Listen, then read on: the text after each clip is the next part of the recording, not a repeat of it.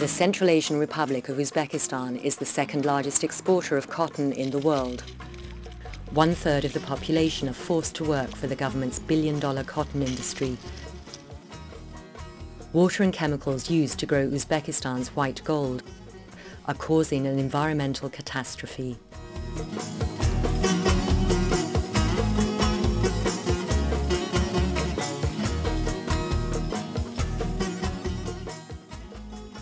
Yok, onu oylagan jokpuz. Biz bol vaqtda жаспыз, onu oylagan jokpuz. Tеңиз сол 78-73 жылдан бастап кайтты, балык өлдү теңиздин. Cotton production has all but eradicated the Aral Sea. The Aral fishing fleet used to land over 40,000 tons of fish annually. Now it lies stranded on the former seabed, contaminated with salt and pesticide residues. Windstorms spread this toxic dust, causing alarmingly high rates of tuberculosis and cancer. Nearly every day dust storms, dust storm, every day. And the consequence of it is spreading of lung disease. Ең басты симптомы жөтел, құрғақ жөтел, өкпенің бронхының стенкілеріне өткел шаң тоздан жаңа химикаттың бәрі тұрып қалып жатыр. Әрине өмірге қорқыныш болады, ол егер емделмесе.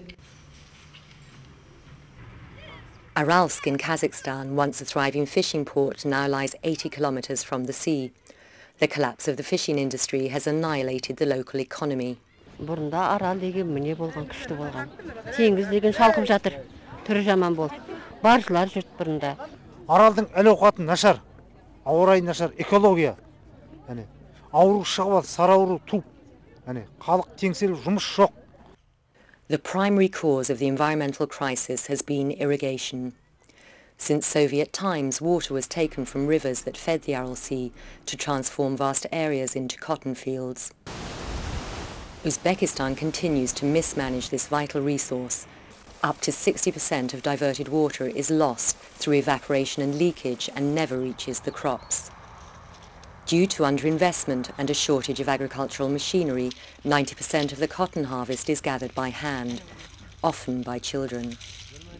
Schools are closed across the country as hundreds of thousands of children from the age of 7 are taken by their teachers to work long days in the cotton fields.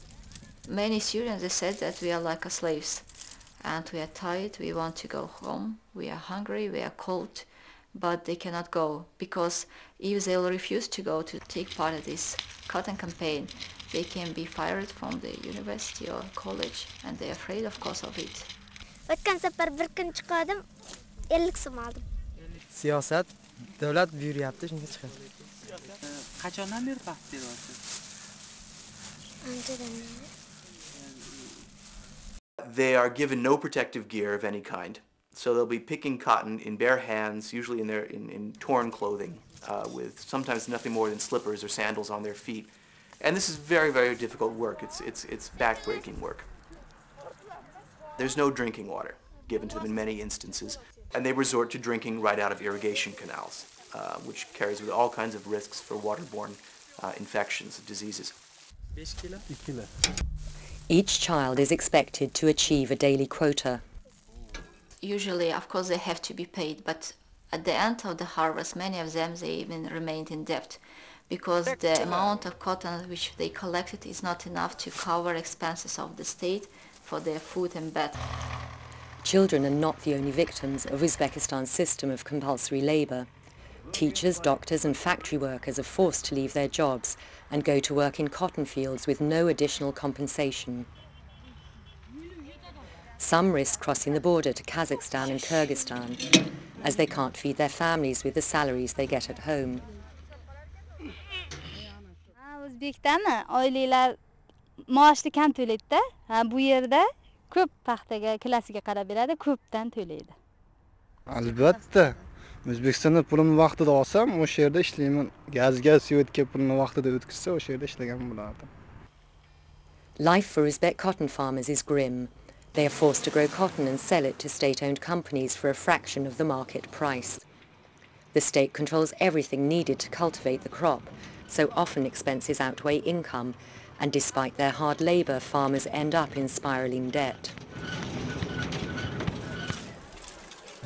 they would actually be much better off if they could just grow some crops to eat on the land instead of all this cotton, the proceeds from which just go to the very rich and already corrupt people who run the country.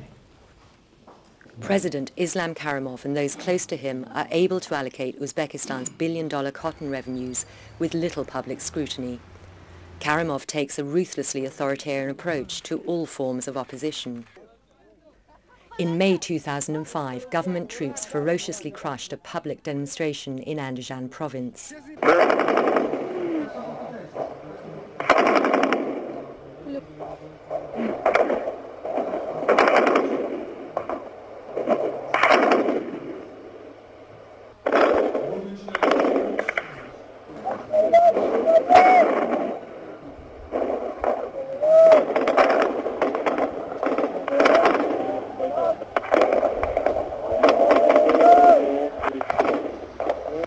The government refused calls for an international investigation and hundreds fled across the border in fear.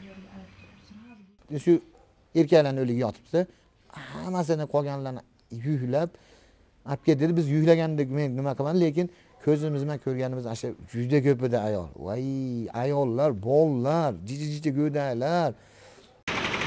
Europe buys 1/3 of Uzbek cotton, contributing $350 million annually to one of Central Asia's most brutal regimes. The main area in which Western companies, I think, are complicit in this very nasty picture is through their dealings with the very corrupt politicians and businessmen who are the ones ultimately profiting from cotton in Uzbekistan. Western companies and consumers must refuse to buy cotton produced through human rights abuses and environmental destruction. This whole thing is a disaster in every way, on a scale that would cause total outrage if it happened anywhere else in the world.